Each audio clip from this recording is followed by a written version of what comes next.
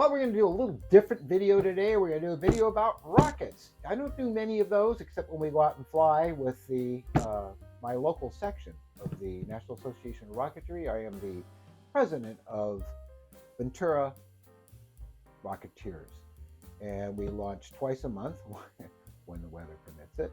And yeah, and I do build rockets, and I have a rocket page, sngAero.com, and I do sell some rocket kits. But I met someone who was buying a lot of my X-15 rocket kits a while ago, and he's bought, like I said, quite a few of them. His name's Toby Campbell, and we've become friends. And he has Oleoop rocketry.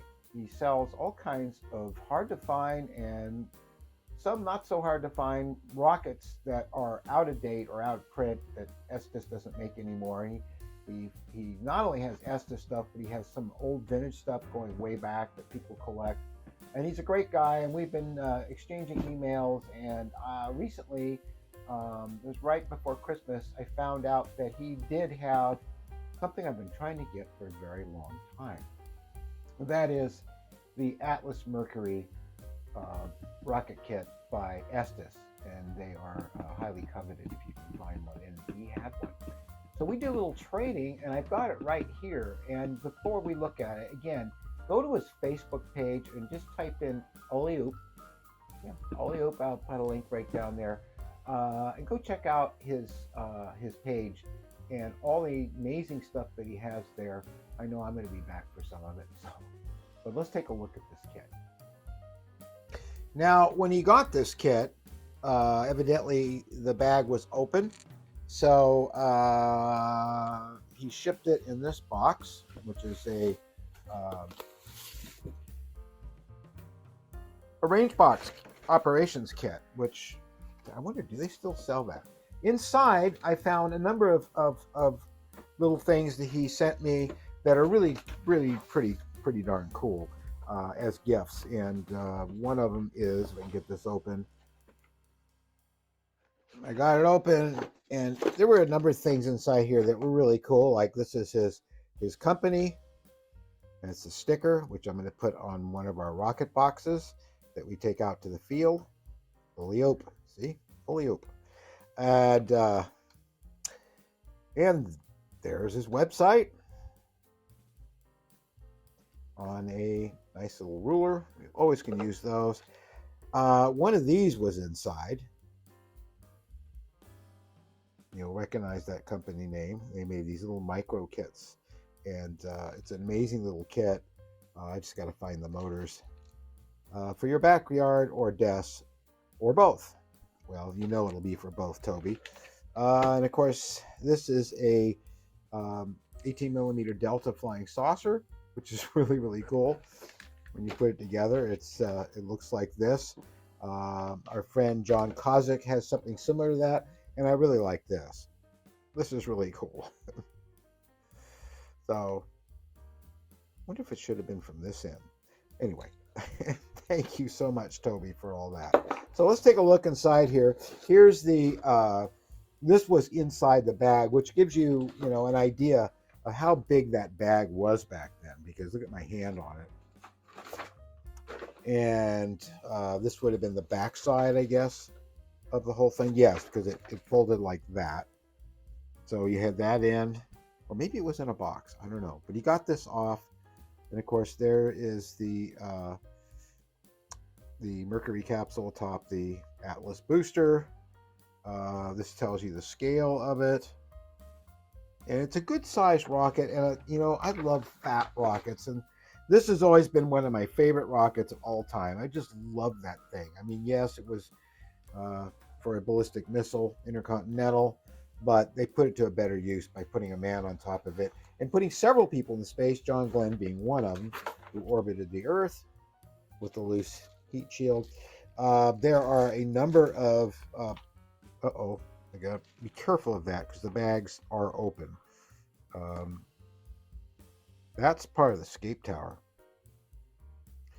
So I want to, where's the open part? There's the open part. That back in there, but you can see there is the capsule And this will focus. You can see it's got all the louver detail in it and everything. A lot of plastic parts. Um, this is another cast part that is blow molded. We have uh, more vacuum form parts, and this thing is in mint condition. These are a little thicker because these will take a blow on landing.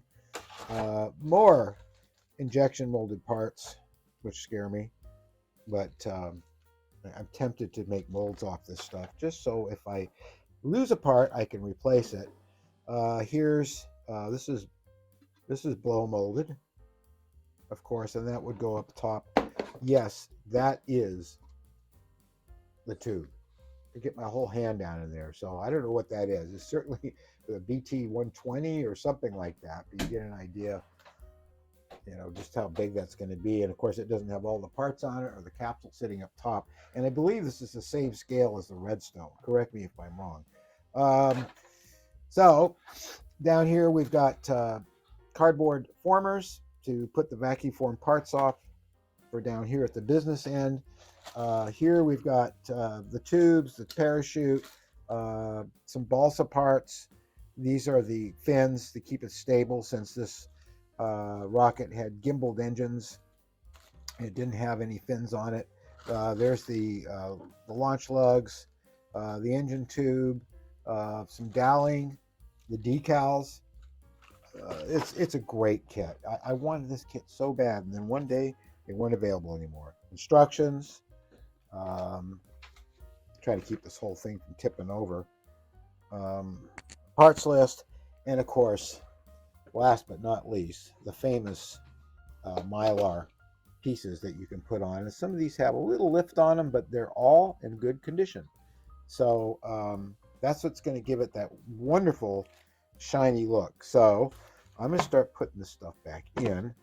And evidently, this is a friend of Toby's. And you can see, get an idea how big the rocket is once it's all built. It's a nice size. If it was any bigger, we wouldn't be able to fly it in our field because we're in G-class airspace and we're only allowed to go about 750 feet.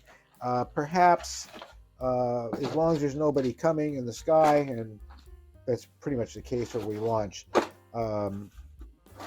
we don't. So on occasion, I have gone up to 1,100 feet, which is fine. So, which means we can fly G engines in heavy rockets. So everything goes back in this box very well. I'm glad that Toby decided to do that because it keeps everything from getting damaged being in this nice big box. For all I know, it originally came in a box. So I'm putting all this stuff back in here and I'm going to close it up. But wow, I just couldn't be happier getting this rocket after all these years of wanting one. Thank you so much, Toby.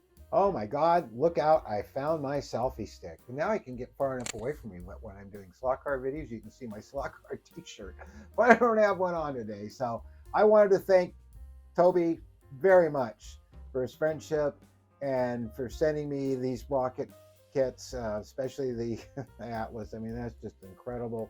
I'm going to send him a few things too to review, and we're going to work together. And I'm going to make some new rocket kits this year. It's the new year. Yeah, my goodness. And we both like the same subject matter: actual spacecraft and movie spacecraft that took us into space.